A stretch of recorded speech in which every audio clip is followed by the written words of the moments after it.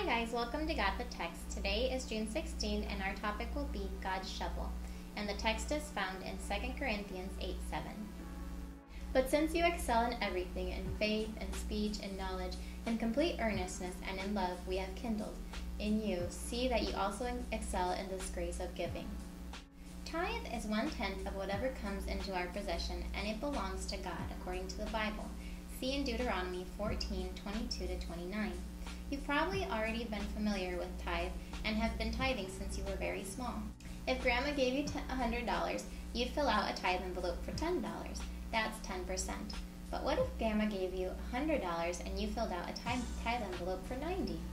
What if instead of giving God 10% and keeping 90%, you gave God 90% and kept 10%? Could you do it? Would you do it? Impossible, you say.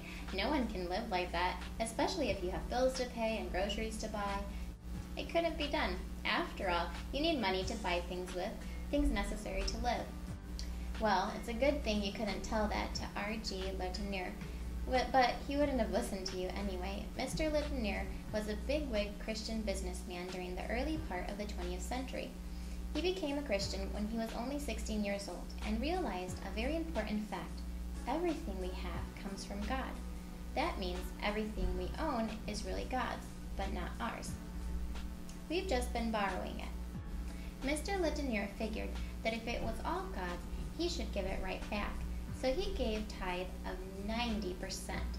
Poor man, you might think, with hardly any money to live on, he must have had it so tough. But he didn't. He said, I shovel out the money and God shovels it back. But God has a bigger shovel. Mr. Letourneau discovered that you can't outgive God. Now, you don't have to give 90% of your income in order for God to bless you. What matters more is the amount you give and the attitude you have when you give it. If you're stingy and your wallet creaks when you open it to give God, why shouldn't He bless you with more? But if you excel in this grace of giving, you might just find out, as Mr. Letourneau did, that God's shovel is so big you don't have enough room to fill all His blessings.